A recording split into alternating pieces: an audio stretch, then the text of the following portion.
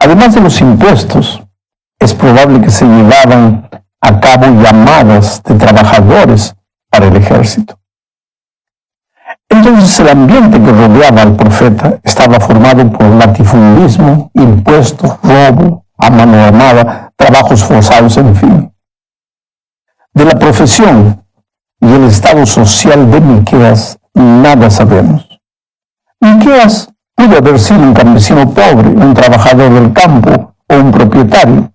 La tradición dice que posteriormente Miqueas habría sido muerto por Joram, hijo de Ahab, quien lo mandó a arrojar desde un despeñadero porque le echaba en cara las impiedades de sus antepasados. El profeta habría sido enterrado en su tierra, solo, cerca del cementerio de los gigantes. Pero veamos algunos asuntos directos con el libro. Consideremos primero el dolor del profeta. Vamos a leer Miqueas capítulo 1, versículos 8 y 9. Por eso lloraré y gritaré de dolor y andaré descalzo y desnudo. Aullaré como chacal y gemiré como avestruz, porque la herida de Samaria es incurable. Ha llegado hasta Judá, se ha extendido hasta mi pueblo, hasta la entrada misma de Jerusalén. Quisiera que sepas que profetizar no era fácil. Por lo menos no cuando el profeta, como en el caso de Miqueas, tenía que anunciar las consecuencias terribles que se aproximaban como resultado del pecado. Sabes, la muerte, la destrucción, o como los profetas muchas veces decían, el castigo divino, los juicios, la ira divina, eran solamente el resultado natural del apartamiento del pueblo del Dios de la vida. La Biblia es enfática al afirmar que la vida no es un periodo de tiempo en que el corazón late o el pulmón respira. Eso puede ser vida desde el punto de vista biológico, pero la vida, la verdadera vida es Dios. Separado de Él ya no existe vida. El ser humano que se aleja de Dios entra voluntariamente en el territorio de la muerte. Y lejos de Dios, la muerte llegará más tarde o más temprano. Y llegará por manos de los enemigos, o por una plaga, o por un fenómeno de la naturaleza, pero llegará. Y el profeta le llama a esa llegada de la muerte de castigo, o juicio, o ira divina, y se lo atribuye a Dios. Miqueas vivió en un tiempo de terrible apostasía, no solo en Samaria, sino también en Jerusalén. Y Dios le pide que anuncie al pueblo que la muerte que ellos eligieron les va a llegar. Pero para el profeta no es fácil. El hombre de Dios, querido, al hombre de Dios siempre le gustaría anunciar buenas nuevas de salvación. Pero parte de las buenas nuevas de salvación es que si el ser humano desprecia la vida, pues entra voluntariamente en el territorio de la muerte. Piensa en el texto. Mira al profeta semidesnudo por las calles, anunciando el triste fin de las cosas. Él dice que llora como un chacal y grita como un avestruz. Son gritos de dolor, porque el mensaje es doloroso. No es fácil predicar destrucción, pero hay que predicarlo. No existe otro camino. Yo creo que el grito más doloroso contra el pecado lo dio el propio Padre cuando vio a su Hijo colgado en la cruz, pensando que el Padre lo había abandonado. Pero el universo tenía que saber que el pecado trae consigo la muerte y que si hay pecado, la muerte es inevitable. Y pues el mensaje de los profetas tenía que ser también un mensaje de muerte, porque si no quieres la vida, tienes que saber que te espera la muerte. La segunda parte de este estudio habla de los pecados de Israel y de Judá. Leamos Miqueas capítulo 2, versículos 1 y 2. Hay de los que solo piensan en el mal, y aún acostados hacen planes malvados. En cuanto amanece los llevan a cabo porque tienen el poder en sus manos. Codician campos y se apropian de ellos, casas, y de ellas se adueñan. Oprimen al varón y a su familia, al hombre y a su propiedad. Sabes, mi amigo, esto es abuso descarado del poder. Y mira que quien comete esos delitos es el pueblo de Dios.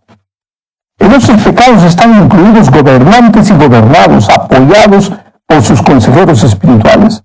Porque cuando Miqueas aparece anunciando la consecuencia de esa manera de vivir, surgen los falsos profetas que solo anuncian lo que el pueblo desea oír. Y le dicen a Miqueas: ¿estás loco? ¿Cómo es que Dios va a abandonar a su pueblo? Nosotros somos el pueblo de Dios. ¿De dónde sacas la idea de que la paciencia de Dios se va a acabar con sus hijos? ¿A qué vive? Yo creo que el pecado de Israel y de Judá, más que las cosas horribles e injustas que cometían, era la seguridad de que porque eran el pueblo de Dios, el Señor iba a cerrar los ojos delante de lo que estaban haciendo. Como si ser el pueblo de Dios, ser el pueblo de la profecía fuese autorización para vivir sin tener en cuenta las enseñanzas divinas. Pero lo que me asusta a mí no es lo que aquel pueblo hacía en los días de Miqueas. Es muy fácil y hasta cómodo hablar de un pueblo que ya no existe. ¿Pero qué con relación a mí? ¿Soy el pueblo de Dios? ¿Hasta qué punto? Y el hecho de que soy el pueblo de Dios me da el derecho de pensar que Dios podría cerrar el ojo delante de las cosas que yo hago. Vamos a la tercera parte del estudio. Creo que esta es la parte más preciosa. Hasta el capítulo 3 se está hablando de condenación y destrucción. Se menciona los pecados del pueblo y las consecuencias inevitables de esos pecados. Pero a partir del capítulo 4, la profecía se llena de esperanza. Sión estará en las montañas y las naciones serán atraídas hacia ella. De Sión vendrá la instrucción del Señor. ¿Por qué? Algo sucederá en Sión. Veamos lo que dice Miqueas 5, 2 al 4. Pero de ti, Belén Efrata, pequeña, entre los clanes de Judá saldrá el que gobernará a Israel. Sus orígenes se remontan hasta la antigüedad, hasta tiempos inmemoriales. Por eso Dios los entregará al enemigo hasta que tenga su hijo, la que va a ser madre, y vuelva junto al pueblo de Israel el resto de sus hermanos.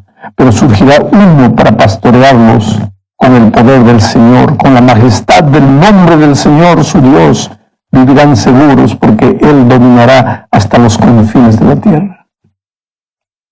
¿De quién está hablando este texto? ¿Quién es el que un día nacerá en Belén? Esta es una de las más bellas profecías mesiánicas.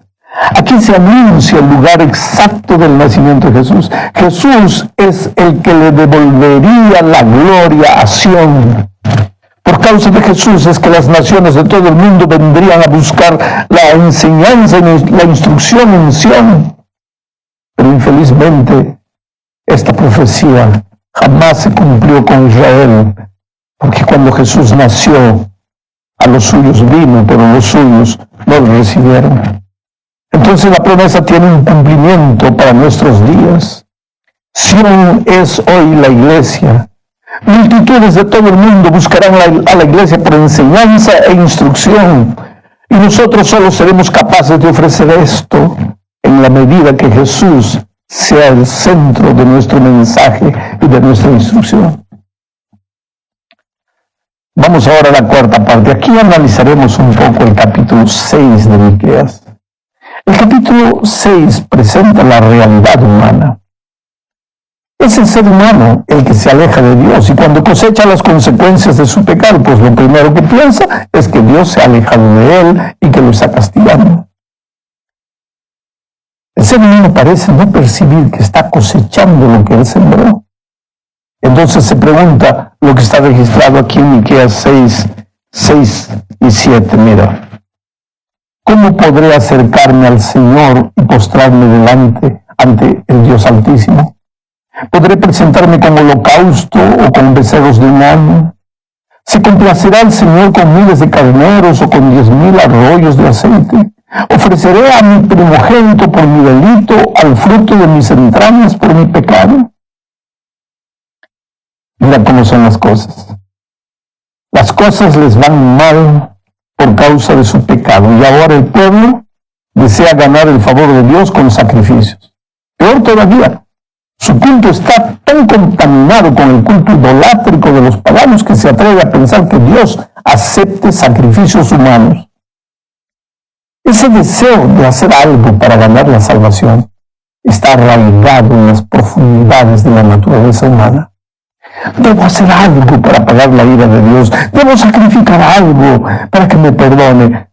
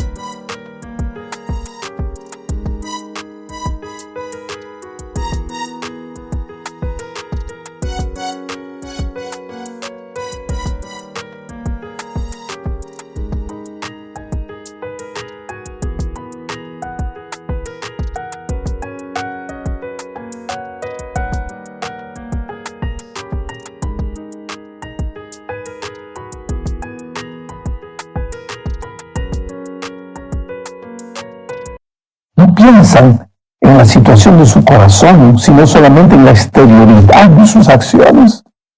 ¿Y cuál es la respuesta de Dios a semejante insensatez? Está registrada en el versículo 6. Dice: ya se te ha declarado lo que es bueno, ya se te ha dicho lo que de ti espera el Señor, practicar la justicia, amar la misericordia y humillarte ante tu Dios. Aquí hay algo que necesitamos entender. Mira, el pensamiento hebreo trabaja diferente del pensamiento occidental. El hebreo coloca primero las cosas menos importantes y por último las más importantes. Ahora, desde esa perspectiva, lo más importante que Dios espera del ser humano es que se humille ante Dios. Otras versiones de la Biblia dicen que andes humildemente con tu Dios.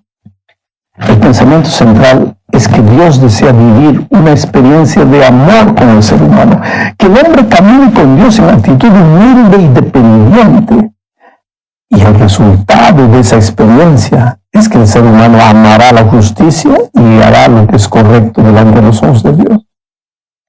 ¿A Dios le importa el comportamiento? Claro que sí. ¿Le importan las ofrendas, la observancia del sábado? ¿Todo eso le importa? Claro que sí. Pero solo si eso es la expresión y el resultado de una vida consagrada a Él. Porque de otro modo el Señor no acepta nada. Eso es lo que debe quedar bien claro en nuestra mente. Llegamos ahora al fin del libro de Miqueas. Este libro empieza con la condenación del pueblo de Dios. Ahora, cuando digo condenación me refiero a las consecuencias que el alejamiento de Dios les trajo a Israel y a Judá. Si hay algo que no se puede negar en la Biblia, es que el pecado trae consecuencias. Y consecuencias desastrosas. No se puede considerar livianamente las consecuencias del pecado. Los profetas le llaman a esas consecuencias los castigos divinos, pero en realidad son los resultados.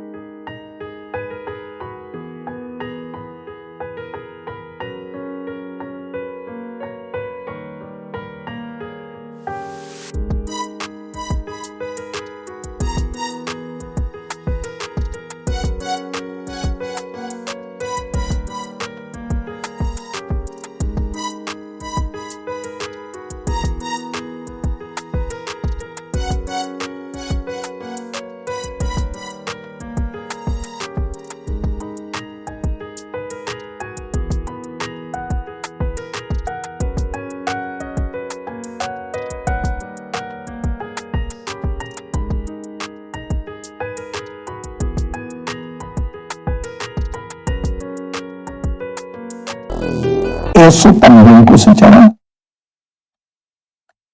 Pero lo que queremos destacar en esta última parte es que aunque el libro empieza presentando las terribles consecuencias del pecado, termina trayendo esperanza para el pecador. Veamos lo que dice Miqueas 7, 19 o 17 al 19.